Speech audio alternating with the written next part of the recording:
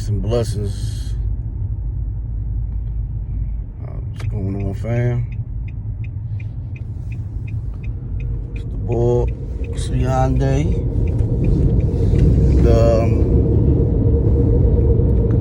Out here and everything. I'm on to do a quick video and everything. I hadn't done a video and everything. I wanted to talk about some basketball, talk about the Sixers and these last few games and everything that's been played or whatever. You know what I mean? I know they play Indiana tonight, and earlier this week they played Toronto, up in Toronto, where they always struggle. I think they had lost 11 or 12 straight before the game up there. I think that was a Monday or whatever. And basically they held Toronto held Joel Embiid scoreless. You know what I mean? Like, this motherfucker really scored no points.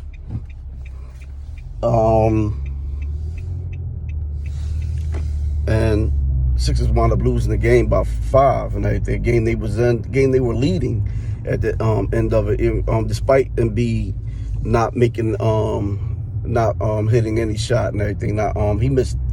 He was 0 for 11 from the field and was 0 for 3 from the free throw line. So, and the two guys that always gave Embiid trouble defensively was Marc Gasol and Al Horford. Obviously, Al Horford is a Sixer now, so he doesn't have to worry about Al. But Marc Gasol played the best defense on Embiid, where he would hold Embiid to like anywhere from 15 to 18 points a game and everything. And Toronto ran aggressive double teams at him, got the ball out of his hands. But he really just missed shots. But Embiid's too talented a player to go scoreless in a game. You know, basically saying that there's no excuse for him going scoreless and everything in a basketball game. And you know, he still turns the ball over too much. He wants to put the ball on the floor. A lot of things that he does has to do with his conditioning or lack thereof. He's not in the best of shape, and running down and trying to fight guys and everything in the post where he should be dominant at is like it takes a toll on him and everything. You know what I mean? So he'd rather shoot jump shots, whether it be 15-footers or whatever, instead of getting guys down in the post. When you got a defensive player like Marc Gasol on you, the best thing you could do is be aggressive at him and get him in foul trouble. You know what I mean? Get him in foul trouble and get him off the floor. But Embiid doesn't fight for post position. He doesn't go down there and get physical and everything. To me, you know, I'm an Embiid fan, but he's a soft basketball player. The Sixers are a soft team because their two best players play soft. Ben Simmons and Joel Embiid, they both play soft. You know, I wish they had the same mentality as somebody like a Giannis, you know, who's super aggressive. You know what I mean? Like, Giannis can be having a bad game, but he's going to keep attacking. He's going to keep coming at you. You know, he's never going to stop attacking you. And so even if you play great defense and everything, eventually he's going to start getting his, and he's going to affect the game. And it's real frustrating watching Embiid basically being shut down like that. Now,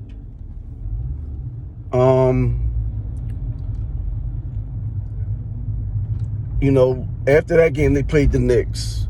The Knicks aren't a great team. The Knicks are, I mean, not the Knicks. Who they played? Played the Knicks last night. They played Sacramento. They played the Sacramento Kings. And Sacramento doesn't have anybody. Embiid had a much better game. He had a nice bounce back game. I think he had 33 and 16. And then last night against the Knicks, he had 27 and 17. So, you know what I mean? But it seems like it's something going on with him where he doesn't play with the same joy, the same luster that he did in the previous few years. I don't know if it's the Jimmy Butler shit or whatever it is, but he's not playing with that same joy or whatever, that same luster. Maybe that has to do with them trying to figure out how to play with each other, which is going to probably take around December to January for them to really figure that out, to get comfortable and everything. They all starting to get better and everything, playing with Tobias and even though and Josh Richardson, who had been playing really well up until he was out the last couple games or whatever. He sat out the last couple games, but he had been playing really well. Tobias Harris had been playing well. He's been steady. I think he's getting more comfortable. They are getting more comfortable playing with each other. So Joe's not getting as many shots as he used to get, But so he has to play more efficient basketball. But I think that he's it's like it seems like something is up with him or whatever. Maybe this is me, but that's what it seems like to me. So they play. They still blow leads. Sixers are notorious for blowing leads against these teams, letting teams back in games that they should be. And they also can come back. They also can come back on teams, but they get off the slow starts. It's like they can't put a full game together.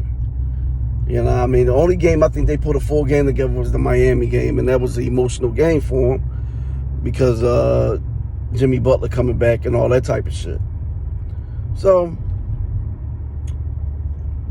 the Sixers, I think they're 13-6 right now, and but if you watch them on a regular basis, you get the feeling that they should be a lot better than that.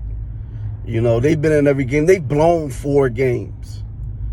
Blown leads late and shit like that and everything. And which means is, that's just the character of that team and everything. They don't know how to hold leads. They let teams get back in games. They win games that they should be. They just barely win games when they should be blowing these teams out and everything. That's just who they are. A lot of that got to do with the coaching. A lot of that got to do with the coaching. A lot of that got to do with Brett Brown and the coaching of the Sixers and everything. So, like the game yesterday, they got off to a very slow start. They was down 12 at halftime. They were down as much as 16 points against a team that doesn't shoot the ball well. It's not a very good scoring team.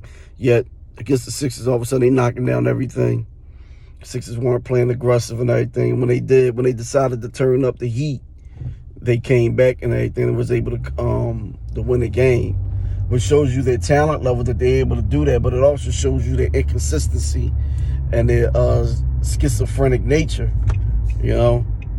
with it up and down and everything. They shouldn't be up and down. They should be a lot more stable and everything. And I'm hoping that, as the season goes and everything, and they play more together, play more cohesive.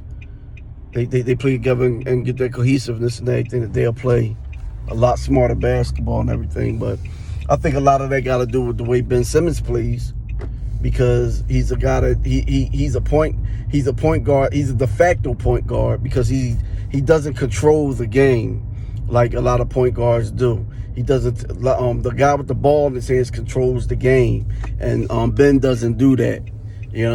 He doesn't take over the game, and he's not a real threat to score because he doesn't want to score. He's scared to score or scared to shoot or whatever the hell it is. But it was always an issue with him and everything is scoring the basketball. So him not being able to, not controlling the game the tempo of the game and everything at the end is one of the reasons why this team blows leads the way it does. You know, I think when the Sixers blew the lead against Oklahoma City up there,